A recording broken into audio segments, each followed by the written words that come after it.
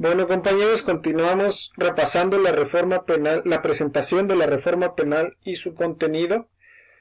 Estamos viendo la parte de los principios probatorios en materia de prueba. El siguiente principio que vamos a ver es el principio de presunción de inocencia. Esta presunción de inocencia, nos dice la presentación, es una presunción iuris tantum. ¿Qué quiere decir iuris tantum? Que admite prueba en contrario, como ya saben ustedes.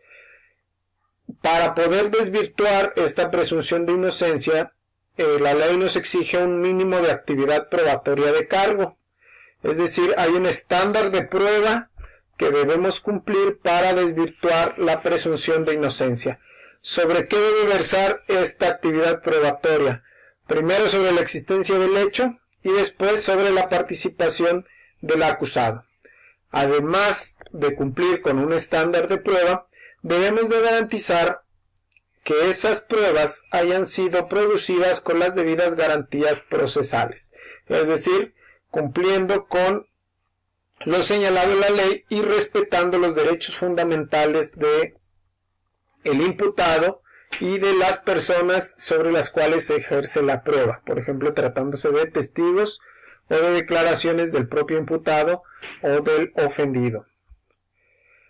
Este principio de presunción de inocencia puede verse de dos formas. El primero es como regla de juicio. Este principio de presunción de inocencia como regla de juicio nos impone la carga de la prueba o le impone la carga de la prueba a la acusación, es decir, al Ministerio Público. Como ya sabemos, el propio Código Nacional de Procedimientos Penales establece que la carga de la prueba corresponde al Ministerio Público atendiendo al tipo penal. Esto no quiere decir que el Ministerio Público deba de probar en todos los casos, sino que el Ministerio Público, por regla general, deberá de acreditar todos los elementos del tipo, aunque existen excepciones en las que la carga de la prueba se revierte, que son excepciones mínimas, solo en algunos casos muy específicos y que pues bueno, no entra aquí el estudio dentro de esta presentación. Esperemos que a lo largo del curso podamos verlas un poquito más. Además de ser visto como regla de juicio, también puede ser visto como criterio rector. En este caso, el principio de presunción de inocencia se aplicará o se verá en la aplicación de un determinado precepto a los hechos probados.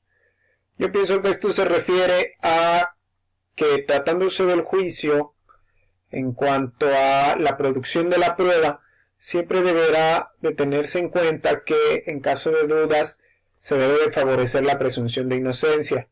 Ahí entra lo que conocemos como duda razonable. Es lo que yo entiendo en esta cuestión del principio de presunción de inocencia como criterio rector. Pues bueno, entonces pasamos a un siguiente principio que es el de contradicción. Yo creo que este, junto con el de presunción de inocencia, es de los más importantes que rigen en el sistema acusatorio, principalmente porque ayudan a garantizar la defensa del imputado. Pero bueno, en sí, ¿qué es el principio de contradicción? Es la facultad que tienen las partes para contradecir o refutar las pruebas. Y no solo las pruebas, también los alegatos, los argumentos. Se aplica fundamentalmente en favor del imputado, pero basta decir que ambas partes, de acuerdo a ese principio de contradicción, deben tener la oportunidad de contradecir en igualdad de circunstancias los argumentos y las pruebas tanto de acusación como de defensa. Este principio de contradicción pretende materializar la máxima establecida en el principio general del derecho y la formalidad esencial del procedimiento, que dice que nadie puede ser condenado sin ser oído y vencido en juicio. Este es un instrumento para materializar esa garantía que tenemos todos los ciudadanos. Este principio de contradicción aplica en todas las etapas del procedimiento, desde el inicio de la investigación, con la facultad de la defensa de presentar pruebas a favor del acusado, hasta el debate contradictorio ante el tribunal.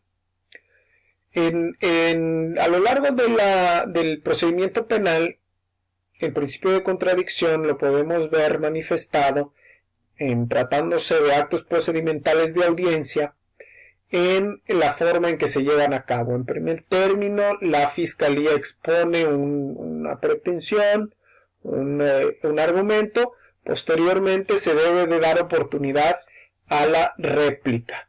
Todos los actos procedimentales se manejan así: primero un argumento, después una réplica y posteriormente la decisión del juez.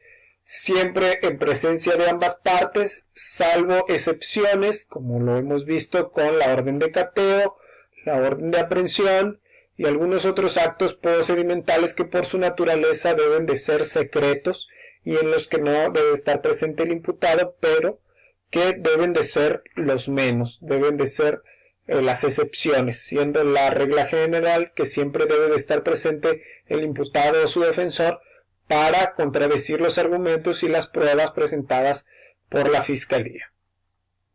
Ahora, ya en la etapa de juicio, pues veremos este principio de contradicción al momento de que cada una de las partes presenta sus pruebas. En principio, las partes tienen la facultad de ofrecer pruebas para contradecir las de su contraria. Eso es parte del principio de contradicción, pero además las partes tienen la facultad de contraexaminar a los testigos o a los peritos de la contraparte y de refutar, en su caso, por ejemplo, los documentos que se exhiban también por su contrario. Todo eso engloba el principio de contradicción y está muy ligado con el principio de inmediación, que nos dice que la convicción del juzgador debe de venir del contacto directo con los medios de prueba. ¿Por qué nos dice esto? En resumidas cuentas, el proceso penal y todos los procesos judiciales buscan el establecimiento de una verdad, ya sea histórica, verdad legal. De acuerdo a la teoría del proceso de cada materia se maneja diferente.